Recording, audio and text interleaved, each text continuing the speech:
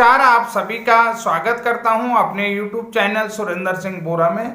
साथियों, उत्तराखंड प्राथमिक शिक्षक भर्ती जो इस समय वर्तमान में गतिमान है, तो हाई कोर्ट ने 2906 पदों पर शिक्षक भर्ती में शासन से मांगा है जवाब। यहाँ पर क्यों मांगा है ये भी आप लोगों को स्पष्ट है, क्योंकि NIOS DLED वालों को 10 दिसंबर को सुप्रीम कोर्ट से जीतने के बाद इस भर्ती में शामिल नहीं किया गया है।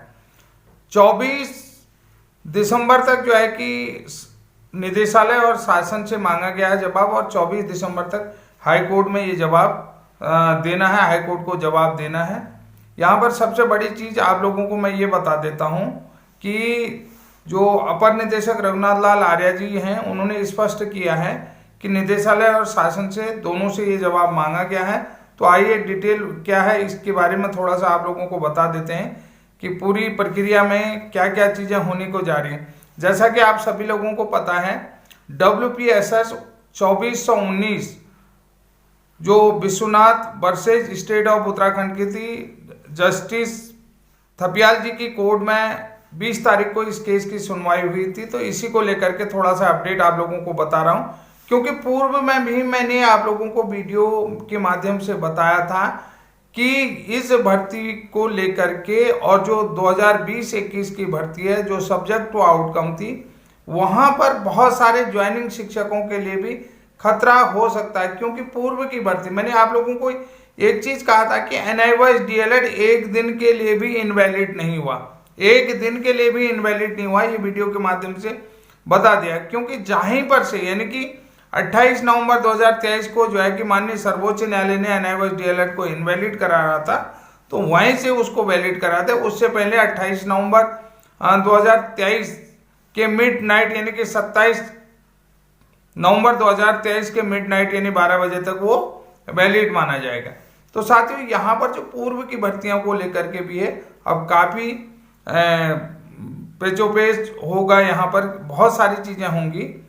तो इसको लेकर के अब आपको समझना होगा, क्योंकि निदेशालय स्तर पर नियमावली को बदलने की भी बात कही जा रही है, नियमावली बदलने की आवश्यकता है। ये सारी चीज़ें आपको पूर्व में ही अवगत हैं, लेकिन मैंने जो चीज़ें बताता हूँ ना, जेन्युइन बातें बता रहा हूँ कि जो पुराने जो ज्वाइनिंग टीचर्स हैं उनकी नौकरियां भी खतरे में पड़ सकती हैं अगर जो सब्जेक्ट टू आउटकम है और वो जो है कि नितांत अस्थायी हैं, ये भी जो है कि उनके ज्वाइनिंग लेटर के पीछे लिखा हुआ था।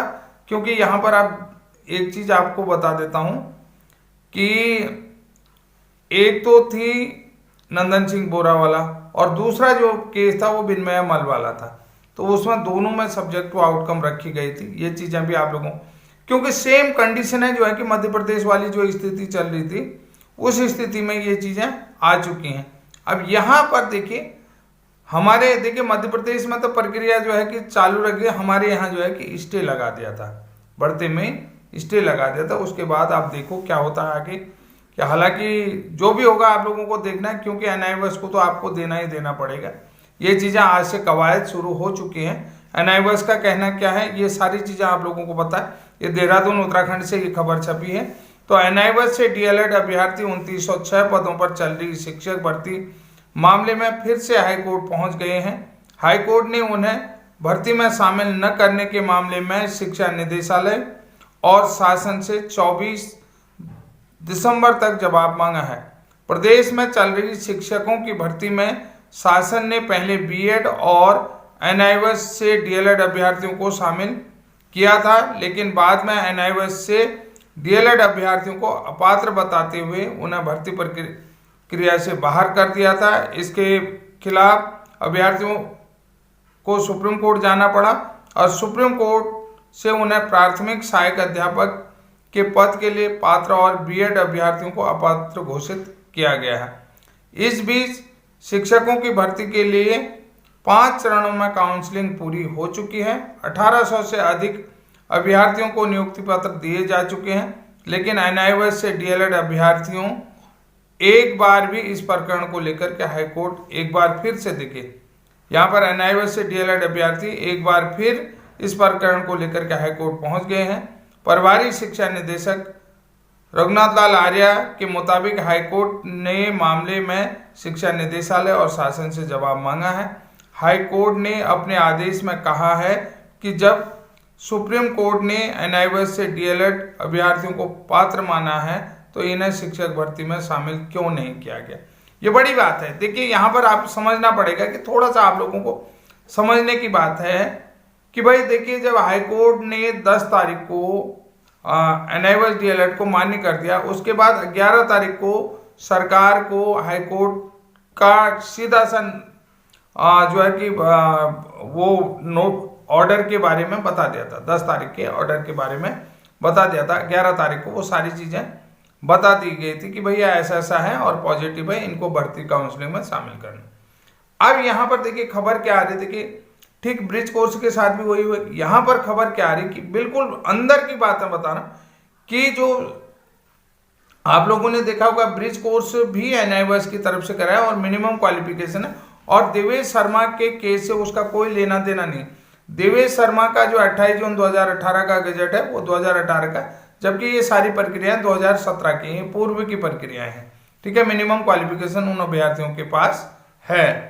तो यहां पर देखिए इनका क्या कहना है कि इन्होंने ये कह दिया कि इसमें जो है कि गवर्नमेंट इंस्टीट्यूशन लिखा ही नहीं, अदर इंस्टीट्यूशन लिखा। अदर इंस्टीट्यूशन का मतलब क्या होता है, यही चीज हो गया। अब देखिए अभी ब्रिज कोर्स का ऑर्डर नहीं आया, हमने जो है कि ब्रिज कोर्स के मैटर में जो है कि एनआईओएस का ही ऑर्डर कॉपी माननीय नैनीताल हाईकोर्ट को दिखा, तो उन्होंने एक सीधा सा जवाब दिया कि इसमें अदर इंस्टीट्यूशन लिखा, गवर्नमेंट इंस्टीट्यूशन नहीं लिखा।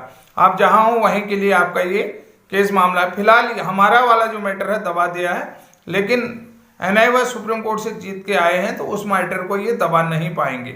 तो यहाँ पर उस मैटर को दबाने के लिए अब इनके पास कुछ बचा नहीं है, न ही सरकार के पास कोई जवाब बचा है, न ही सरकार आप सुप्रीम कोर्ट में एसएलपी लेकर के जा सकते, क्योंकि पूर्व में भी सरकार एसएलपी लेकर के गई थी।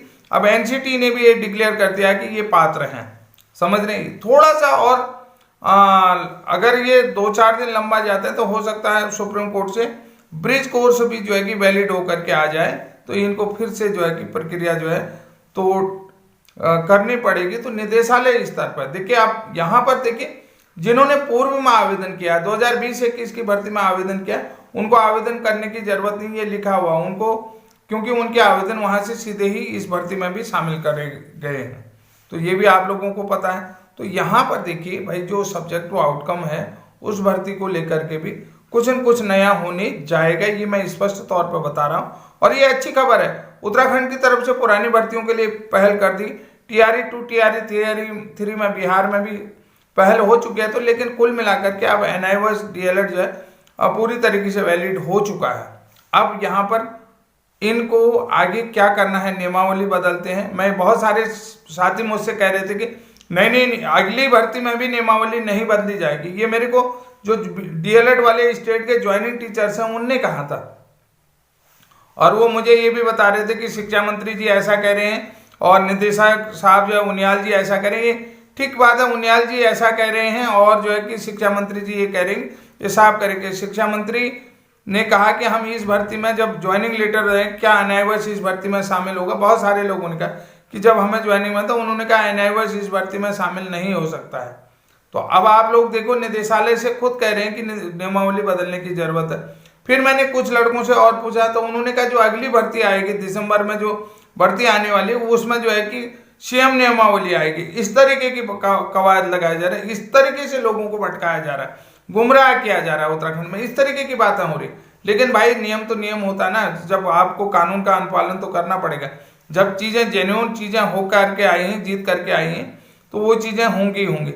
रही बात हमारे जो 19 तारीख का ऑर्डर है अभी नहीं आया, हो सकता है हमें और लटकाने की कोशिश की जा रही होगी कोर्ट की तरफ से भी, ऐसा भी हो सकता है। सरकार का दबाव रह रहा है, और सरकार का ही दबाव था कि आप पूरी तरीके से देख सकते हैं कि यहाँ पर सरकार का ही दबाव होने के कारण से हमारा केस खारिज करा गया है, जिसमें एनसीटी के एडवोकेट ने हमें पूर्व में ही बता दिया था कि 2 तारीख पहले सुनवाई थी, 2 तारीख को मैं आपका केस उड़वा दूंगा।